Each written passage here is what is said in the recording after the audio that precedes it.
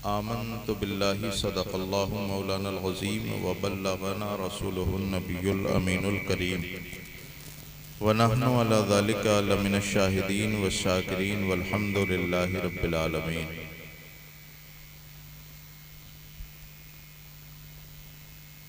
आइए सबसे पहले हम और आप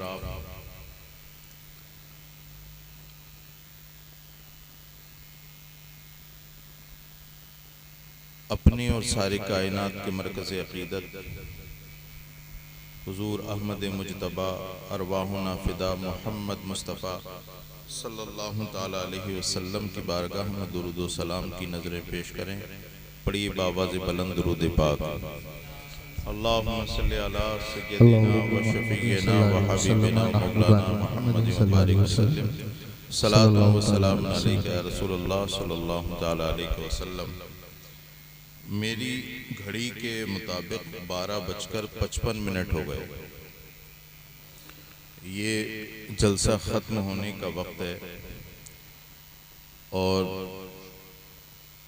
बहुत सारे लोगों ने अपनी नींद का बहुत सारा हिस्सा भी पूरा कर लिया होगा। थोड़ी देर के लिए मैं आपके सामने हाजिर हूँ, ज़्यादा देर आपका इम्तिहान नहीं होगा। मुझसे पहले अजीम शोरा अजीम खुतबा ने खिताब किया, ना तो मनक़बतें पढ़ी, आप उनसे मुस्तफ़ीज़ मुस्तनीर हुए। सबसे पहले तो हम और आप मिलकर के इस घर वालों के जो सरपरस्त आला कहिए जनाब मरहूम हशमत अली साहब, उनके साथ इज़हार ताज़ियत पेश करें और हम दुआ करते हैं कि अल्लाह रब्बुल इज़्ज़त उनकी मग़फ़िरत फ़रमाए और उनके दरजात बुलंद फ़रमाए, उन्हें अज़ाब क़ब्र से महफूज फ़रमाए। अपने हबीब पाक सल्लल्लाहु अलैहि वसल्लम के सदक़े उनकी कब्र पर नूर और रहमत की बारिशें फ़रमाए। उनके मुताल्लिक़ीन को, पसमानदगान को, ख़ासकर उनके बच्चों को, अहलिया को सब्र जमील और सब्र जमील पर अजर जज़ील अता फ़रमाए। वाकई बच्चों के लिए माँ बाप का या माँ बाप में से किसी एक का इस दुनिया से चले जाना ये बड़ा हादसा होता है। माँ बाप अगर बूढ़े भी हों तो एक बहुत बड़े दरख्त के साए के मुतरादिफ होते हैं। इसकी एक जगह सेट कर दो।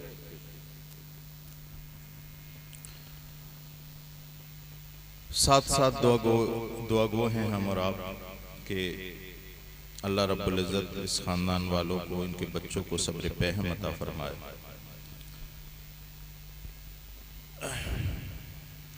आज की ये महफिल ईसाले सवाब की महफिल है। कुछ ज़रूरी बातें आपसे करके मैं रुखसत हो जाऊंगा। काफ़ी उलमा यहाँ पर बैठे हुए हैं। इन उलमा की सरपरस्ती फरमाने वाले मौलाना इफ्तिखार मिसबाही साहब भी यहाँ पर तशरीफ़ फरमा हैं। अजीम खतीब, लेकिन उन्होंने मेरे ख्याल से खिताबत आज नहीं की है और अपना सारा वक्त मेहमानों के लिए रख दिया है। तो इनके वक्त का सही इस्तेमाल कर लिया जाए। हम जिस दौर से गुजर रहे हैं वो दौर हमारे लिए सरापा इम्तिहान का दौर है, आजमाइश का दौर है, सब्र का दौर है। बल्कि ये कहिए कि ये दौर जिससे हम गुजर रहे हैं ये तारीख के हवाले से मक्की दौर है। और मक्की दौर आप रसूल पाक सल्लल्लाहु ताला अलैहि वसल्लम के ऐलान नबूवत से लेकर के हिजरत से पहले तक की जो जिंदगी है वो आप उसका मुताला करेंगे और इस जमाने का मुताला करेंगे तो आपको फर्क नजर आ जाएगा। लेकिन फर्क क्या है, मुताबकत क्या है उस दौर में, उस दौर और इस दौर में? उस दौर में जितने थे सब पक्के वाले थे। मक्की दौर से गुजरने वाले, चाहे वो हजरत बिलाल हो, चाहे हजरत खुबैब हो, चाहे वो हजरत साद हो, चाहे वो हजरत अम्मार बिन यासिर हों, चाहे हजरत अम्मार के वालिद गिरामी हों, चाहे हजरत अम्मार के भाई हजरत अब्दुल्ला हों, या फिर हजरत सुमैया हो। इन्होंने अपनी सारी जिंदगी आजमाइश में गुजारी, इम्तिहान देकर के गुजारी। हमारी और उनकी जिंदगी में फर्क यह है कि हम अदना सी परेशानी पर चीख जाते हैं। हजरत सुमैया की शर्मगाह पर नेजा मारा, फिर भी अहद अहद के नारे थे। हजरत बिलाल के सीने पे पत्थर रखा गया, फिर भी अहद अहद के नारे थे। हजरत अम्मार बिन यासिर को कोड़ों से मारा गया, फिर भी अहद अहद के नारे थे। हजरत यासिर रदी अल्लाह ताला अन्हु को गोले की रस्सी से बांध करके मक्के की वादियों में घुमाया गया, फिर भी लबों पर अहद अहद था। हजरत अब्दुल्ला हजरत अम्मार बिन यासिर, अल्लाहु अकबर कबीरा, हजरत अम्मार बिन यासिर के भाई, उन्हें मारा गया लेकिन जबान पर अहद अहद था। हजरत खुबैब को फांसी के फंदे पे लटका दिया गया, लेकिन वो कुफ्र की आंखों में आंखें डाल के कहते थे, जान है इश्क मुस्तफा रोज फजू करे जिसको हो दर्द में मजा नाज़े दवा। सुभान अल्लाह, सुभान अल्लाह। नारे तकबीर, नारे रिसालत, मसलके आला हजरत, उलमाए अहले सुन्नत, हजरत अल्लामा सैयद रेहान मियां साहिब किबला जिंदाबाद जिंदाबाद। आज हमारे लिए बेहद जरूरी है कि हम वो रास्ता इख्तियार करें जो हजरत बिलाल ने किया, वो रास्ता इख्तियार करें जो हजरत अम्मार ने किया था, वो रास्ता इख्तियार करें जो असहाब इकराम ने हजरत अबू बकर सिद्दीक ने इख्तियार किया।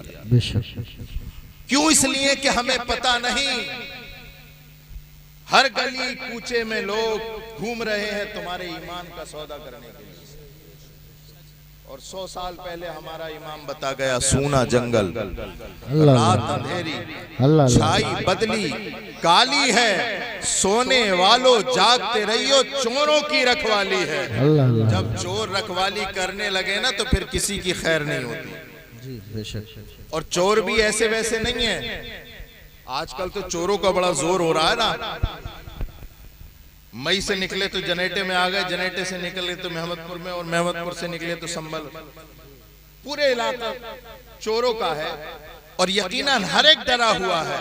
लेकिन क्या तुमने अपने दिल में हाथ रख के एक बार भी अपने आप से पूछा कि जितना डर हमें माल का है, क्या उसके बराबर भी ईमान का डर है हमारे दिल में? माल के चोरों के लिए रात रात भर हम बैठ करके गुजार रहे हैं, आंखें लग नहीं रही कि पता नहीं किधर से कुमल हो जाए, पता नहीं किधर से चोर आ जाए, किसकी छत पे से चोर आ जाए। अल्लाह अकबर कबीरा। वो माल जो फना हो जाएगा, वो माल हो सकता है वो तेरे लिए अजाब का फंदा बने, उसकी रखवाली करने के लिए तू रात भर जागता है। लेकिन अल्लाह अकबर कबीरा, वो ईमान जिसकी खातिर रसूल ने ताइफ में पत्थर खाए, वो ईमान के जिसकी खातिर अल्लाह अकबर कबीरा हजरत अबू बकर सिद्दीक ने मॉब लिंचिंग सहली है, वो ईमान जिसकी खातिर करबला के मैदान में नबी के नवासे ने 72 जानिसारों को देकर के तुम्हारे दरमियान ईमान छोड़ा है, उसके तहफ्फुज़ के लिए तुम्हारे पास कोई कामयाब सूरत नहीं है। मेरे इमाम ने कहा था, सूना जंगल, रात अंधेरी, छाई बदली काली है, सोने वालों जागते रहियो, चोरों की रखवाली है। अरे चोर इतने खतरनाक है कि आंख से काजल साफ चला, क्या वो चोर बला तूने तेरी गठरी ताकी है और तूने नहीं निकाली। अल्लाह अल्लाह अल्लाह, बहुत अच्छा पैगाम है। जिंदाबाद। ईमान की हिफाजत सबसे बड़ी हिफाजत है, बेशक। माल से बड़ी, औलाद से बड़ी, तमाम दुनिया की तमाम चीजों से बड़ी हिफाजत ईमान की हिफाजत है। वरना तो आप देखो हर गली चौराहों पर पीर मिल जाएंगे आपको, और पीर भी ऐसे हैं, अगर खिलाफे शरा पीर नहीं है तो भी कोई बात नहीं, लेकिन पीर ऐसे ऐसे हैं और फिर उनसे बड़े मुरीद हैं। नमाज नहीं पढ़ते भाई, रमजान आते रोजे नहीं रखते भाई, मालदार हो ज़कात नहीं देते भाई, क्या मसला है? बोले हमने हजरत को, हमारे पीर साहब को माल दे दिया था, वो अपने माल में से निकाल के दे दिया था, हमारी ज़कात अदा। हमारे पीर साहब से मसला पूछ लिया था, उन्होंने कह दिया था बेटा तू बीमार है, तुझे रोजे रखने की जरूरत है। हमारे पीर साहब जो हैं खाने काबा में नमाज पढ़ते हैं, इसलिए हमें नमाज पढ़ने की जरूरत है। एक बात बताओ, दिल पे हाथ रख के, मौत का तो कोई भरोसा नहीं है, मौत तो कभी भी आ जाएगी। क्या तुमने किसी आलिम के मुंह, उसकी ज़बानी या किसी किताब में पढ़ा है या किसी आलिम की ज़बानी सुना है कि कब्र में जाकर के ये सवाल पूछा जाएगा कि मुरीद थे कि नहीं? ईमानदारी से बताओ, क्या किसी आलिम से ये कहते सुना कि कयामत का मैदान होगा और नफ्सी नफ्सी का आलम होगा और पूछा जाएगा कि मुरीद था कि नहीं? नहीं नहीं, कोई आलिम नहीं बताएगा आपको। हाँ, कब्र के अंदर सवाल होगा, और कब्र के अंदर जो सवाल होगा वो तो पता ही है, रोजे अव्वल के जहां गुदाज बुवद, अव्वली पुरसशे नमाज बुवद। कयामत का मैदान बड़ा हौलनाक मैदान होगा, वहां पर सबसे पहला सवाल नमाज का होगा। सबसे पहला सवाल बोलो, नमाज का होगा। इधर वाले बोलो, सबसे पहला सवाल। किसी कार्य खैर में बारिश का आ जाना उसकी मकबूलियत की अलामत होती है, सुभान अल्लाह, है ना? बैठे रहो, बैठे रहो, ज्यादा देर इम्तिहान नहीं लूंगा। इस बारिश को भी, ये बारिश भी हमारे लिए मुफीद है ना?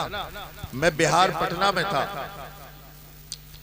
तकरीर करते हुए आधा घंटा हो गया सैफुल्लाह साहब, और फिर बारिश आ गई, और बारिश ऐसी आई, ऐसी बारिश आई कि लोग तिर्रा बिखर होने लगे। तो मेरे जबान पर एक जुमला आया, शहादत बयान कर रहा था, शहादत बयान कर रहा था कि मैंने कहा भाई वो हुसैनी हो जिसका तुम जिक्र कर रहे हो, वो तीरों की बारिश में नहीं भागा, तुम बारिश की बूंदों से भाग रहे हो। ये एक जुमला बोलना था, वहीं के वहीं सब रुक गए। तो ये तमाम जितने सर यहाँ पर मौजूद हैं, ये जमानत देंगे इस बात की, ये जमानत है इस बात की कि ये भागने वाले नहीं, साथ चलने वाले जी, है ना? तो नमाज का सवाल होगा, सबसे पहले काय का सवाल होगा? बोलो, नमाज का। सब बोलो, नमाज का। अच्छा, यहाँ पर जितने बैठे हैं, अगर मैं आपसे ये पूछूं कि आपको अपने वालिद की वसीयत याद है, दादा की वसीयत याद है? कहाँ? अब्बा हमारे ये कह के मरे थे, हमारे दादा ये कह के मरे थे, हमारे परदादा से चली आ रही है कि हमारे लकड़ दादा ये कह के मरे थे। मैं आपको ये नहीं बताना चाहता कि दादा या परदादा ने कोई वसीयत नहीं की या की कि नहीं की। मैं आपसे पूछना चाहता हूँ, क्या एक मर्तबा लेटने के बाद क्या गौर किया हमारे नबी हमसे क्या वसीयत करके गए? कभी मौका मिले तो गुंबदे खजरा की तरफ लौ लगाकर और हजरत काबुल अहबार बन करके मौलाए कायनात से पूछना कि मौलाए कायनात बताओ, जब मेरा नबी इस दुनिया से जा रहा था तो उसके आखिरी अल्फाज क्या थे? अल्लाह अल्लाह। जब मेरे और तुम्हारे नबी इस दुनिया से जा रहे थे, अल्लाहु अकबर कबीरा, तो उनके आखिरी अल्फाज थे अस्सलात अस्सलात अस्सलात अस्सलात अस्सलात अस्सलात अस्सलात अस्सलात। रसूल पाक सल्लल्लाहु ताला अलैहि वसल्लम के आखिरी अल्फाज थे, ओ लोगों नमाज कायम करो, ओ लोगों नमाज कायम करो, ओ लोगों नमाज कायम करो। देखो, सबसे पहली कामयाबी की सीढ़ी नमाज है। नमाज छोड़ते हो और पीरों को पकड़ते हो, कोई पीर तुम्हें बख्शवाने वाला नहीं, है ना? चाय पीने वालों, आप भी सुनो, और जो चाय नहीं पी रहे वो भी सुनो। मैं दोनों को सुनाऊंगा, लेकिन मैं चाय से नहीं चाह से सुनाऊंगा, और आप भी चाय से नहीं चाह से सुनिए। ये ईसाले सवाब की महफिल है, नबी कौनैन सल्लल्लाहु अलैहि वसल्लम इरशाद फरमाते, मल मय्यितु फिल क़ब्रि इल्ला कल गरीक़िल मुतग़व्विस। सरकार इरशाद फरमाते हो, लोगों जिसको तुम दफन करके आते हो, मनो मिट्टी उसके सीने पे डाल के आते हो, दफन करने के बाद जब तुम आ जाते हो तो सरकार इरशाद फरमाते, मल मय्यितु फिल क़ब्रि इल्ला कल गरीक़िल मुतग़व्विस। जिसे तुम दफन करके आते हो वो डूबे हुए फरियादी की तरह होता है। क्या? डूबे हुए फरियादी की तरह होता है। डूबने वाला समंदर में डूबे, दरिया में डूबे, नदी में डूबे। आप सब पढ़े लिखे लोग हो, जानते हो डूबने वाला तैराक का इंतजार करता है, गोताखोर का इंतजार करता है, और वो इस बात का इंतजार करता है कोई तैराक आए, कोई गोताखोर आए, मुझे पकड़े और किनारे पर पहुंचा दे ताकि मेरी जान बच जाए। या रसूल अल्लाह, आपने जो फरमाया उस पर हमारा ईमान है। या रसूल अल्लाह, आपने फरमाया कि मरने वाला डूबे हुए फरियादी की तरह होता है। या रसूल अल्लाह, हमने तो ये जाना जो समंदर में डूबता है वो अल्लाहु अकबर कबीरा क्या क्या किस बात का इंतजार करता है? गोताखोर का इंतजार करता है। लेकिन जो गुर्बत में डूबता है वो किसी मसीहा का इंतजार करता है। लेकिन या रसूल अल्लाह, ये हमारी समझ से परे है कि मरने वाला डूबे हुए फरियादी की तरह किस तरह से होता है, किस बात का इंतजार करता है? डूबने वाला तो साहिल पर पहुंचने का इंतजार करता है, डूबने वाला तो अल्लाहु अकबर कबीरा गोताखोर का इंतजार करता है। लेकिन ये मरने वाला डूबे हुए फरियादी की तरह होता है, तो ये किस बात का इंतजार करता है? जब हमने ये सवाल किया गुंबदे खजरा की तरफ तो आवाज आती है, ए मेरे उम्मती सुन, यंतज़िरु इजाबतन तलहक़हु मिन अबिन औ उम्मिन औ सदीक़िन। रसूल पाक इरशाद फरमाते हो, लोगों वो मरने वाला अपने बाप की दुआए मग़फ़िरत का इंतजार करता है, वो मरने वाला अपने भाई की दुआए मग़फ़िरत का इंतजार करता है, वो मरने वाला इस बात का इंतजार करता है कि दुनिया में कोई बैठकर मेरे लिए दुआए मग़फ़िरत कर दे, उसका कुछ ना बिगड़े, मेरी दुनिया यहाँ की दुनिया कामयाब हो जाए, आसान हो जाए। सुभान अल्लाह, सुभान अल्लाह, जिंदाबाद जिंदाबाद। नारे तकबीर, नारे रिसालत, नारे गौसियत, मसलके आला हजरत उलमाए अहले सुन्नत हजरत अल्लामा सैयद रिहान मियां साहिब किबला। अब यहाँ पर जितने लोग बैठे हैं सबके घर से कोई ना कोई चला गया। ईमानदारी से बताओ कितने लोगों ने याद रखा अपने बाप को, अपने वालिद को, अपने बच्चों को, अपने दादा को, परदादा को? कितने लोगों ने याद रखा? हमने तो ये सोचा कि जब कोई मर जाए तो तीजा कर दो, 10वां कर दो, 20वां कर दो, 40वां खत्म, 40वां और फिर ताला, फिर मरने वाले से हमारा कोई ताल्लुक नहीं। और 40वें तक ऐसा ब्रांडेड बिरयानी का चावल लेके आया,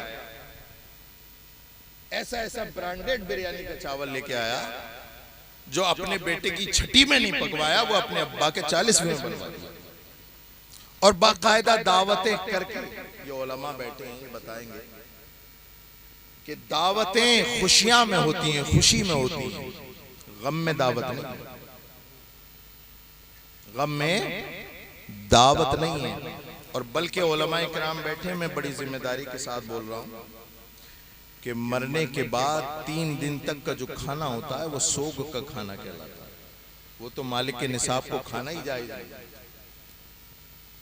3 दिन तक होता क्या है हमारे यहाँ, इधर हमने मिट्टी दी और एक खरसाली कब्रिस्तान में कहते हैं मेहमानों खाना खा के जाइए। और थोड़ा अपडेट वर्जन आ गया सैफुल्लाह साहब, फातिहा है, फातिहा घर पे चलें, इसको अपडेट कर दिया। मतलब तो वही है ना कि खाना खा के जाएं। याद रखें वो जो मैयत का जो खाना होता है जो उधर दफन करके आए और वो बना लिया इधर, कफन बाद में आया, भगोने पहले आ गए। एक हिंदू थे गैर मुस्लिम, उन्होंने एक जगह गए तो वो बोले कि जनाब मियां साहब ये क्या माजरा है, इस्लाम तो बड़ा अच्छा मजहब है, हमारे यहाँ होता है लेकिन इस्लाम तो अच्छा मजहब है। हमने तो ये देखा एक अपने दोस्त के बाप के दफन में गए हम तो कफन बाद में आया, भगोने पहले आ गए। और हम इस चीज की तरफ हमारी तवज्जो नहीं जाती। मैं बताता हूँ, उलमा बैठे हैं, ये वाला खाना मालिक निसाब के लिए हराम है, हराम, मालिक निसाब। और इसको हम सवाब की नियत से बनवाते हैं, सवाब नहीं। अगर सवाब ही लेना है और ईसाले सवाब करना है तो जिनका हक है उन हकदारों को खिलाओ, गरीबों को खिलाओ। जिनके पास पैसा नहीं है, जिसके पास खाने का सामान नहीं है, उसे खिलाओ। तो इस पेट इसका भरेगा, सवाब तेरे वालिद को मिलेगा। लेकिन हम तो ये देखते हैं 10वें से लेकर तीजे से लेकर के 40वें तक छाट छाट के मिंबर, हाजी जी, लंबरदार, प्रधान सबको बुला लेगा, गरीब को नहीं बुलाएगा। ये देखा गया, मैं कोई हवाई बात नहीं बोल रहा हूं। सबको बुला लेगा लेकिन इन्हीं लोगों को नहीं बुलाएगा। अगर कह दो कि मदरसे से बुला लो बच्चों को, तो बड़ी देर सोचेगा कि हजरत तो वो हो गया है, पूरा बजट जो था वो हो गया। मैं इसका भी कायल नहीं हूं कि मदरसे के बच्चों को तुम अपने जो है मैलो कुचैल खिलाओ, मैं इसका भी कायल नहीं हूं। ये उलमा बैठे बताएंगे, रसूलुल्लाह सल्लल्लाहु अलैहि वसल्लम के दीन के वारिस बनेंगे ना, तो वो हमारा मैल कुचैल खा करके बनेंगे। तो वो लोग जो मैल कुचैल खा करके तैयार होते हैं तो फिर उनके अंदर खुददारी पैदा नहीं होती। वो रसूल पाक सल्लल्लाहु अलैहि वसल्लम के ईमान को टकों के भाव बेच देते हैं। क्या हुआ, अशरफ अली ने बेचा कि नहीं बेचा? रशीद अहमद गंगोही ने बेचा कि नहीं बेचा? टकों के दाम बेचा, खाया उधर, ये दिल सिया हो गया, पता ही नहीं चला कौन सा। और हमारे यहाँ तो आज माहौल ऐसा है, ये तो बात एक अलग की है, हमें यही नहीं पता कि हमारे घर में आ कहां से रहा, जबकि खाने का असर उसके ईमान पर पड़ता है। एक सेबी तो था, हमें यही नहीं पता कि हम ला कहां से रहे। याद रखो, ये कसम खा लो और खुद से कसम खाओ कि मैं मर जाऊंगा, मेरे बच्चे भूखे तड़प तड़प के मर जाएं, लेकिन मैं अपने बच्चों को हराम का लुक़्मा नहीं दूंगा।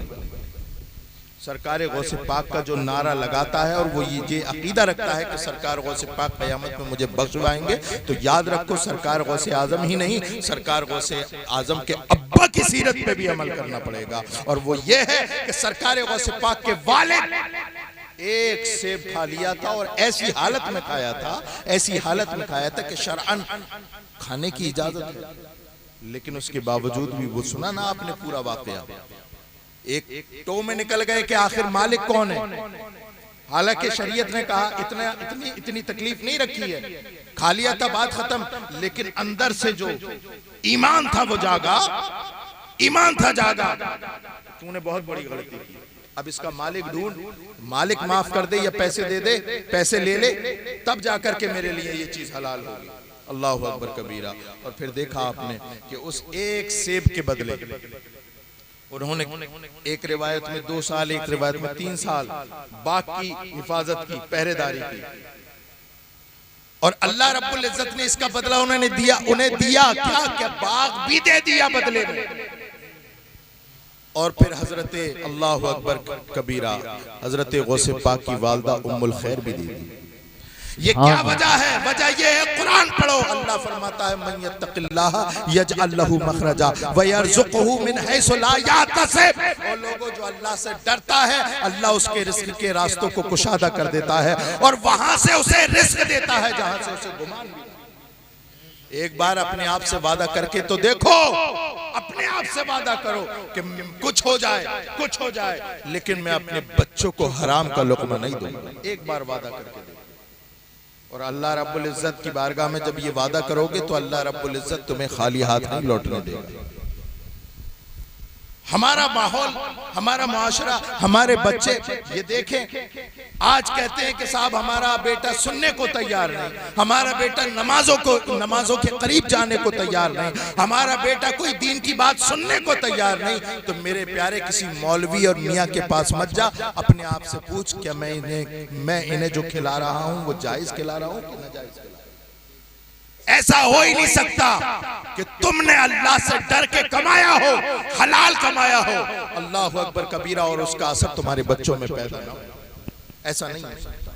मैं पूरी जिम्मेदारी से, आप हलाल खिलाएंगे तो उसका असर आपके बच्चों में जरूर जरूर आएगा, जरूर आएगा।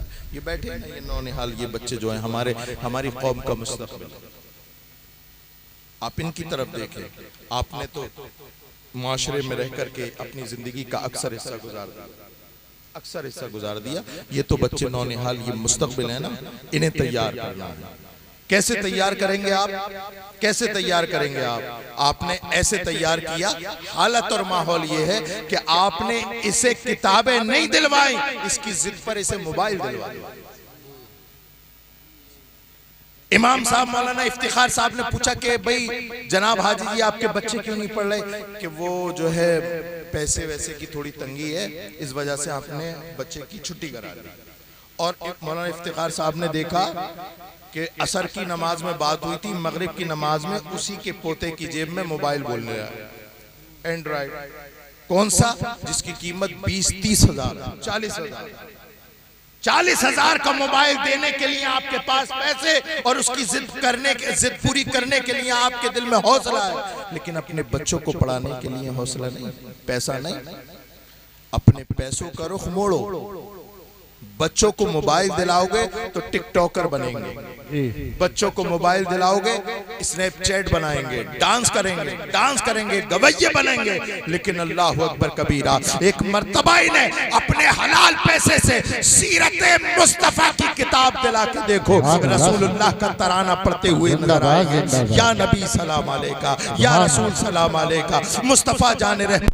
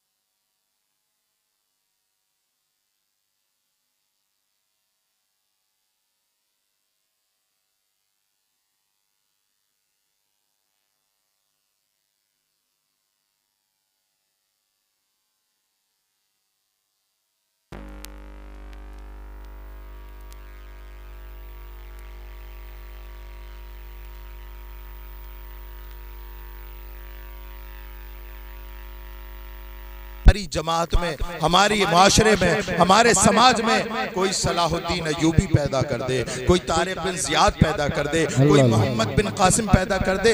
ऐसे पैदा नहीं होते उस समाज में। हजरत Salahuddin Ayyubi, Tariq bin Ziyad पैदा नहीं होते जिस समाज में शराब खोरों का जो है अल्लाह अकबर कबीरा लेवल बढ़ा हुआ हो, ज़िनाकारी का लेवल बढ़ा हुआ हो, गद्दारी का लेवल बढ़ा हुआ हो, मुखबरी का लेवल बढ़ा हुआ हो, दलाली का लेवल बढ़ा हुआ हो। हजरत सलाहुद्दीन अय्यूबी उसी माँ के कोख से जन्म लेते हैं जो हजरत फातिमा ज़हरा की कनीज बनने के लिए तैयार हो। सुभान अल्लाह, सुभान अल्लाह। तो हमें और आपको चाहिए। अच्छा, बात खत्म।